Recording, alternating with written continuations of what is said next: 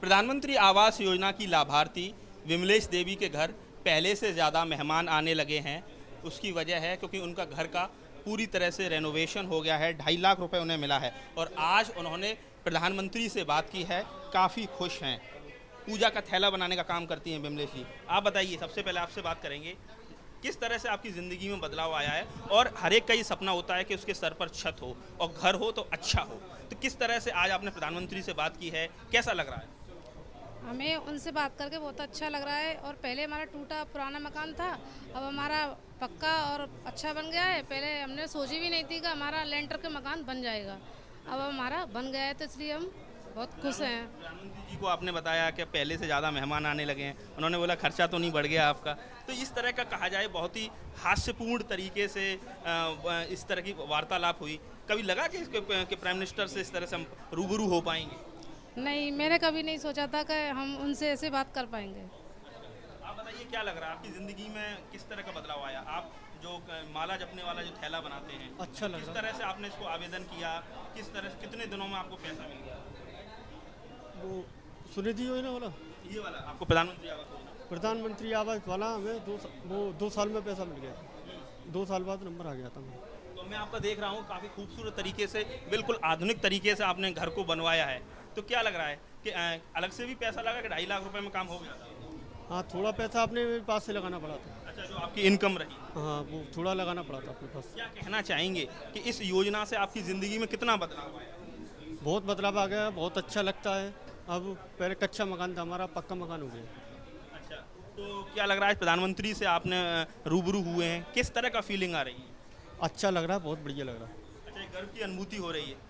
तो आप समझ सकते हैं कि ये लाभार्थी परिवार है, दंपत्ति है, जिनसे आज बात की है प्रधानमंत्री ने। हमारे साथ नगरायुक्त हैं, उनसे बात करते हैं, निखिल पुंडे साहब से। निखिल जी, वाकई में कि जो कहते हैं ना कि देश आज़ादी का अमृत महोत्सव मना रहा है, प्रधानमंत्री का सपना भी है कि हर व्यक्ति के सर पर छत हो, तो उसी क्रम में ये योजना चल रही है। किस तरह से कितने लोग लाभार्थी हुए आगरा में, क्या कहना चाहिए? देखिए, पहले तो आज माननीय प्रधानमंत्री जी लखनऊ में आए थे और उसी कार्यक्रम में आगरा से विमलेश है, वाइफ ऑफ कुलदीप, उनसे बातचीत की थी।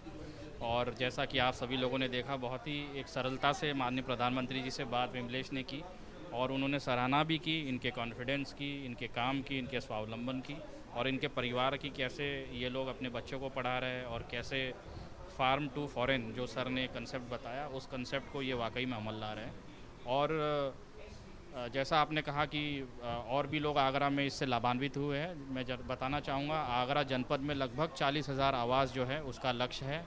आधे बन गए हैं, आधे बन रहे हैं। और इस योजना की सबसे अच्छी खासियत जो है, और इन कार्यक्रमों को कराने की मंशा भी ये होती है कि इसमें कोई एक सेट टारगेट नहीं होता। कोई भी ऐसा व्यक्ति जिसकी छत अगर या उसका घर कच्चा है तो वो इसमें आवेदन कर सकता है और हमारे पास जैसे ही टारगेट आता है हम अलोकेट करते हैं। तो हम सभी लोगों को यही प्रेरित करना चाहेंगे, अगर कोई भी ऐसा व्यक्ति जो लगता है कि आवास की आवश्यकता है उसे। ये देखा जाता है कई सारे ऐसे जो निम्न आय वर्ग के लोग होते हैं, वो 2 वक्त की रोजी रोटी के लिए पूरे दिन संघर्ष करते हैं, जागरूकता का अभाव रहता है। तो अपने स्तर से नगर निगम या डूडा किस तरीके से लोगों तक ये जानकारी पहुंचाए कि आप आइए, आवेदन करिए और आपको ये आवास मिलेगा?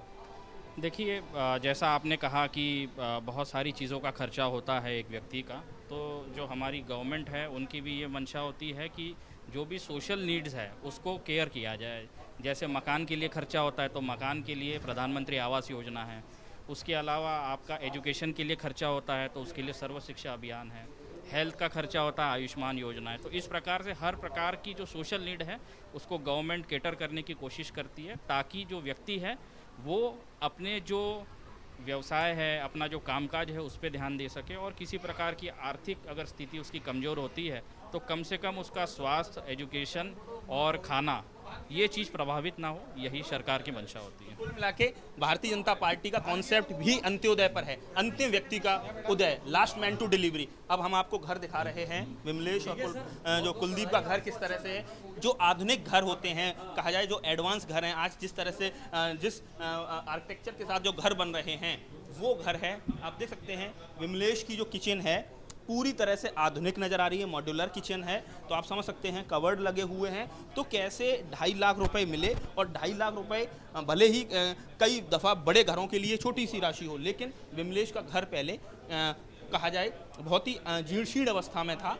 लेकिन उसके बाद जब ये पैसा मिला, 3 किस्तों में पैसा मिला, और उसके बाद ज़िंदगी में बदलाव आया है। आप देखिए, मैं आपको ये तस्वीर दिखाना चाहता हूँ कि आप हर एक का सपना होता है कि वो बेहतर तरीके से, देखिए कहा भी जाता है कि ड्रेस और एड्रेस शानदार रहने चाहिए। विमलेश ने जो अपना घर बनवाया है, कुछ उनकी जो आमदनी हुई है, पति पत्नी दोनों पूजा बनाने का, थैला बनाने का काम करते हैं। आप देखिए इंटीरियर देखिए घर का, तो आप समझ नहीं सकते कि किस तरह से एक लो इनकम ग्रुप का एक व्यक्ति, किस तरह से उसका घर कितना ज़्यादा एडवांस हुआ है, कितना ज़्यादा फीचरिस्टिक हुआ है। तो आप समझ सकते हैं कि काफ़ी खूबसूरत तरीके से इस घर को बनाया गया है, सजाया गया है, संवारा गया है। तो कुल मिला के कहा जाए, अगर सरकार साथ खड़ी रहे तो लोगों की ज़िंदगी में कैसे बदलाव आता है, ये इस पूरे कहा जाए विमलेश और कुलदीप की कहानी से साफ समझा जा सकता है।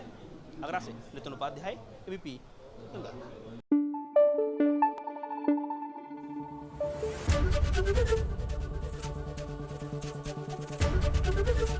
एबीपी गंगा, खबर आपकी, जुबान आपकी।